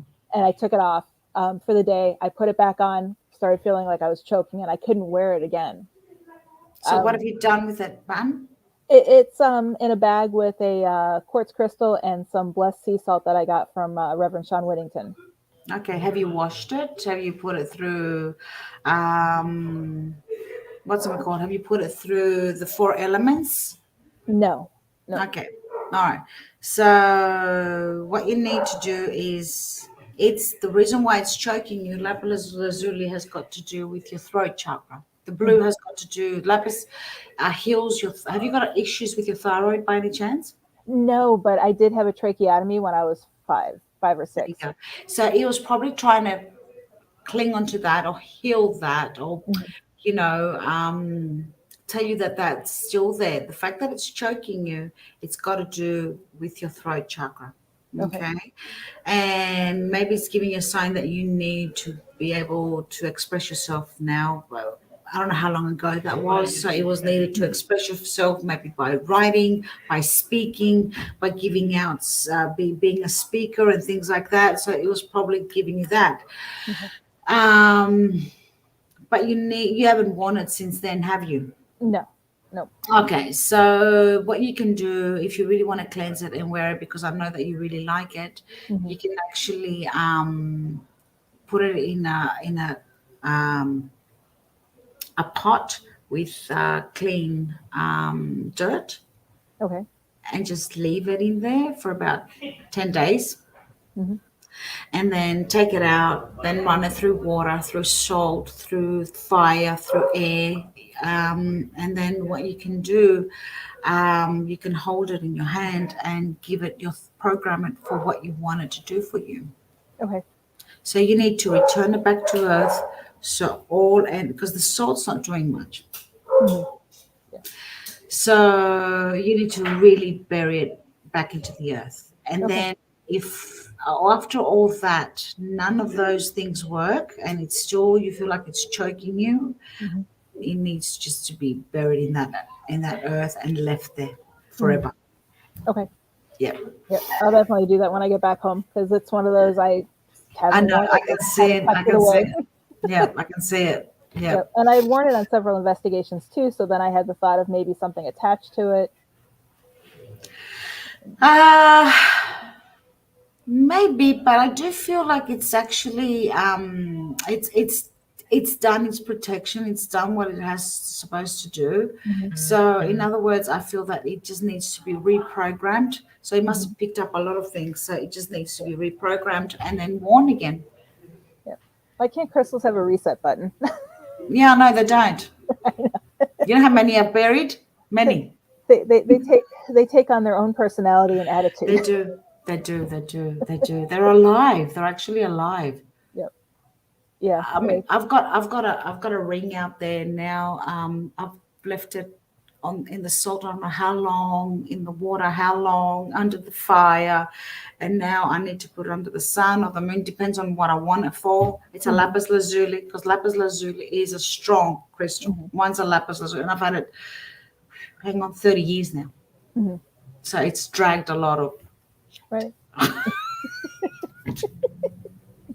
I've only had mine about 6 years. Yeah. But yeah, it was from a cute little old lady. She just, wraps crystals at a craft show. Oh, sweet. She sat next to me at an event that I was at, and she was wrapping them and hanging them up, and she did that one, and something just called me to come get it. So yeah, that was you. That was calling out your name. Yep. And that's one thing I had talked about earlier. One person who at a crystal store I used to go to all the time, he had said, if you're attracted to a specific crystal, you need more of what that crystal provides you in your life. Exactly. Okay. So That's true. True. So lapis has got to do with your throat chakra and your third eye, of course, but mostly your throat chakra. It heals the throat chakra, and it heals any issues with your lymph nodes or your thyroid, or the issue that you had with your operation. So there you go. Okay. Or even your hormones. So your hormones might be going off balance too, like mine now. At this age, that's probably happening. Yeah, I mean, I get hot flashes. I do. At the moment, I'm sweating. I do apologize. It's the age. And if someone's looking for a new crystal, how do you suggest they pick one? I always say that don't touch the crystals, because they've been touched before, so you will get the residual of whatever is there. Scan them with your hand, with your dominant hand. So just go on top of it and see what it says, see what it feels. If you're getting a strong, tingling, warm feeling coming to you, that crystal is calling you. If you don't get nothing, that means that crystal doesn't have any energy at all. And if you're getting like sharp pains or like little pins and needles, that means that crystal could be sick, or could have a lot of negativity on it. It's attracted a lot of negativity. So you scan your crystals and whatever you feel. And that's how you're going to do your crystals every time you get crystals at home. You always scan them to see how they feel. Yeah, I know when I go into crystal shops, they almost glow. Yeah. Like there could be a whole bowl of the same crystal, same shape, same cut, same everything. And the one that I need to buy just kind of glows. Nice. And it's like, take me home. Yeah. Yeah, because they do have auras too. So, wow, that's nice. Yeah. Lee says that she had bought an indigenous charm a long time ago, and she always felt it was wrong for her to wear it. She wonders if she needs to give it to her friend now, or should she bury it? She should bury it. No, don't give it back. No, definitely not. Perfect. And then I guess any tips? We have about 20 minutes left. And so if you guys have any questions, let us know. But do you have any tips on someone wanting to progress their skills to the next level? Their psychic abilities or the spiritual abilities? Either one. Okay. All right. With our psychic abilities, always listen to your gut feeling. Always listen to what your stomach is saying, because those two are connected. Those two are your brain, like two brains in your body. So always, whatever your gut feeling, even if you go to a place and you feel like it's the wrong place, walk away. Always follow your intuition. There's a lot of people out there that you might get a vision and all of a sudden you're trying to debunk it. Don't debunk it. Write it down. Do meditations like once a day. I know it's hard with our busy lives. Even before, I know it's hard when you go to bed, you're like, I want to sleep, I don't want to do anything at the moment. Yep. But even for 5 minutes, close your eyes and drift. Actually, that's how you develop, just like slowly developing your psychic abilities with your meditations. Follow this. A lot of meditations online where you can actually follow and actually do the meditations. Will take you step by step on how to open up your psychic abilities, how to open up your chakras, how to align your chakras, how to come in contact with the elementals, with your spirit guide, with your guardian angel, with the teachers. With celestial beings, with archangels. So there is step by step, take it step by step. Don't rush your psychic abilities. Because if you do rush them, it's like you're overloading yourself. My other suggestion is that, like I said before, write everything down. Everything. Your dreams, your visions. If you hear something, if you feel something, write it down. And then slowly build your psychic abilities. If you want to do tarot readings or oracle readings, grab that deck and start doing readings to your friends, to your family, to yourself. It's very hard to do readings on yourself. I can't. But I can't say mine. I'd be picking new cards. I don't like that reading. Shuffle it. Throw that deck away. That's it. So actually, even with if you want to be a healer, do the healing. Heal yourself. Heal your family. Heal a tree. Heal an animal.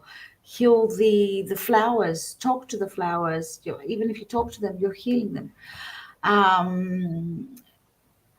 If you go into a place where as a medium is, when you see spirits or when you're communicating with spirits, don't debunk it.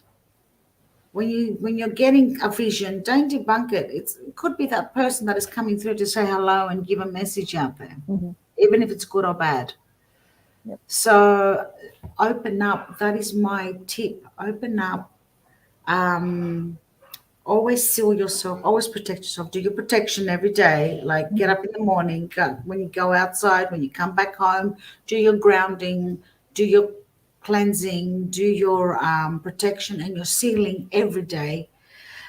in any method that you want. You can do it with a spray, you can do it with an exercise, you can actually take your your shoes off and take your feet out to the ground and ground yourself. Hug a tree, grab a tree and hug it, so you can ground yourself. But actually accept your gifts. Accept your gifts. I love your gifts because they're there. Yeah, exactly. I know I haven't done it in a while, but there's like a little hill before a tree line behind our apartment.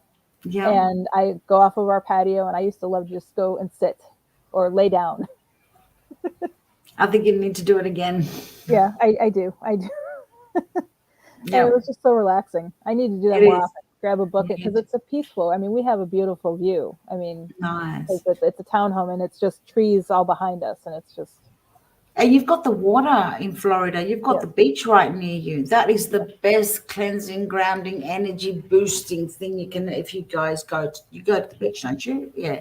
I used to go all the time, but I haven't in so long. I need to start going more regularly. Yep. Yeah. No, I can't wait for summer here in Greece because I mean, once summer starts, I'm going to the beach. I'm really going to the beach, and I haven't had I haven't gone to the beach for nearly 7 years now, because I was in Scotland and then America and then back home, and I've been missing out my summers. So I need vitamin D and sea salt. Exactly. And actually, one question that I did, Lee also wanted to know, do you have guided meditation online? No, I don't, but I am thinking of actually, I've got I don't have them online on YouTube, but I'm actually going to start recording my own guided meditations and putting them on YouTube, and tell Lee that once I do that, I will let you guys know. Okay, perfect. Yeah, just let me know, and I'll make sure I put that up on the page as well. Okay. One question I forgot to ask you that I had thought about earlier, and it just completely slipped my mind, is a story that I've heard from Mark Nesbitt up in Gettysburg, and it's in his book, about, I refer to it as a time slip, but I'm kind of curious your take on it, is there's this one old college dormitory that when people would take the elevator down to the basement, which was used as a Civil War hospital, the doors would open and they would be... Sorry, that's my phone going off in Scottish. Sorry. Yes, that's okay. Sorry, I do apologize. Yep, go on. Sorry. But the doors open, and it's like almost like they went back in time. They see the doctors working, the men screaming, they could smell the blood. And every single person? Yeah, every single person in the group. And then they run back in the elevator, go upstairs to get somebody, and they get somebody come down, and then it's just a storage room. And I think he said there were like 3 people that experienced it. So does any of the guests experience it, or is it at the same time spontaneously all 3 of them or 4 of them or whoever goes down there will experience it? The way he stated it was it's happened several times, but it's not all the time. But he said that when people will go down in the elevator and they'll step off, that's what they experience. And everybody in their group experiences it. So the elevator is like a time machine. And they step into a portal. Okay. And takes them back to the time where that actually shows them what has happened. So that's a portal, like a time machine, taking them back in time. So they're bending actually time. That there's something down there in that basement that's actually be able to bend time. Okay. So they go back in time. They're actually stepping back in time. It's like a portal. They go through a portal. Right. There's a checkpoint. Every time I'm in Gettysburg, I take the elevator just because I want to see it, and I get nothing. I get one day it will come to you. One day it will come to you. One day you're gonna get there and you're gonna be like, oh my God, yes, it will happen. Yep, I love Gettysburg because that's where I had the one experience where I saw the Confederate soldier that was a spirit, and I've now seen photos of the sniper from Matthew Brady. Yeah, you told me that. Yeah, and it's him. Oh wow! Almost 30 years later, I can still vision his, see his face. And when I saw the photo that they finally identified him, I'm like, that's him. There you go, and that's validation for you because you actually saw it. Yes. Yep. Yeah. It's nice. And then I found out that my mom saw things when she was over there as well.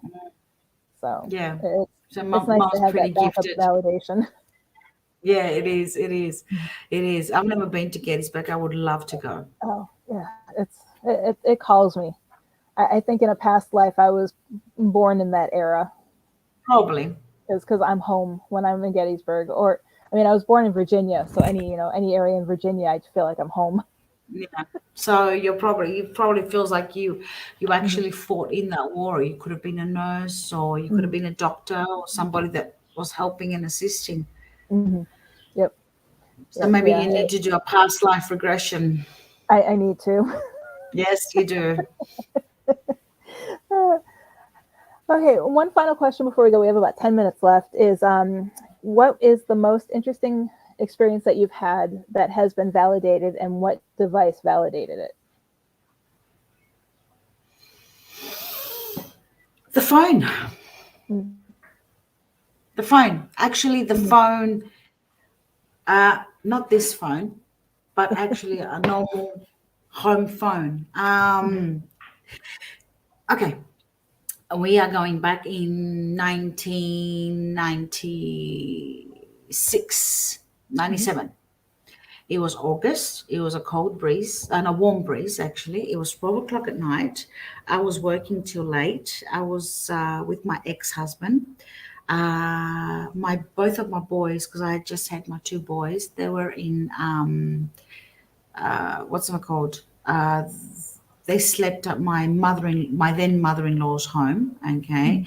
So I went to pick them up, and my then mother-in-law said, no, leave them. They're sleeping. They were still babies. So she's like, take some food, go home, eat your food, go to bed, and come and pick him up tomorrow morning. She was just around the corner. Mm-hmm. So I'm in bed, I'm watching some TV on the bed, and I could feel the warm breeze coming through, but I smelled like, you know how rotten leaves smell, like death. Yep. And that I've heard death. I've heard and smelt death 3 times in my life. When my parents passed away, and when my ex-mother-in-law passed away too. So I felt the cold, I could feel, sorry, not the cold breeze, the warm breeze, because it was August. And then I could smell the rotten leaves. And I was asking my ex-husband, can't you smell this? And he's like, no, I can't smell it. And then I heard 3 loud knocks in the house. And I said, there's someone in the house. So he's gotten up, searching the house, nothing there. And I said, you didn't hear anything? He goes, no. I'm like, okay, I'm hearing things. So then the phone rings, and he picks it up, and there's a crackling sound on the phone, on the background. And he's going, hello, hello, hello. No one was there. So he goes, I can't hear it. Take the phone. So he gives me the phone. I'm going, hello. And then I hear a voice that sounded like my ex-father-in-law's, come over quickly. So I've hung up the phone. I said to my ex-husband, I said, that was your dad. He just rang. Something's going on. He goes, no, he would have spoken to me. So he picks up the phone. He rings up his dad. They were sleeping. And we asked, is everything okay? Is the kids okay? Is everything fine? And they're like, no, everything's fine. Go to sleep. The kids are fine. So my ex-husband hangs up, picks up then half an hour later, while we were drifting off to sleep, the phone rings again. He picks up the phone, and there's my father-in-law on the phone saying, come over quickly. Your mother's had a heart attack. And I'm goosebumps. So, yeah. So it was a warning sign. That was such validation. Like, and then you think, if I would have gone there earlier, would I have saved her? Could I have stopped this? And then you sort of have guilt on yourself, thinking, maybe I should have gone earlier. Maybe I should have listened to that phone call. But would I change whatever was going to happen? Would I have invaded on that timeline and change it? Yeah. So, yeah.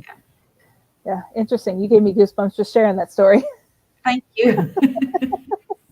Okay. And can you just let everybody know where they can find you? Your YouTube, your Facebook, or? Yep, they can find me as Katrine Sorilos on Facebook. On YouTube, they can find me as Oracle Whispers. TikTok Oracle Whispers, Instagram Oracle Whispers, and on Google, if they press Oracle Whispers on Google, they will find me. On Google Maps. I'm too far away though. I'm in Greece, so it's thousands miles away. And they can find me on Facebook as Oracle Whispers by Katrine Sorilos. Perfect. Sounds great. Again, thank you for being on the show. Super excited. It was my pleasure seeing you again. We'll definitely have to have you on again. And I know Joe Frankie and I are starting a show in June, and we'd love to have you. I would love to come on as a guest on that one. We're just goofing off and having fun. So. Oh, good. That's what I like. I mean, with you, every time we have a show, it just time just flies like this. Yep. I mean, it's nearly 7 o'clock here, and it's like, where did the time go? Right. Yeah. It goes quick. I mean, everybody's like, oh, you do a 2-hour show. I'm like, no, it goes quick. It does. It goes quick. It was a pleasure seeing your beautiful face. Thank you. And so that is it for today's show. Again, thank you, Kathrine, for being on the show. Stay tuned. We'll have more information on our Facebook page. I have Mike Cardenas of Midnight Paranormal Society joining us next week. So you guys all have a great week, and I'll talk to you next week. All right. Bye, guys. Bye. Bye. The truth is here and now on WLTKDB Talk Radio at WLTKDB.com.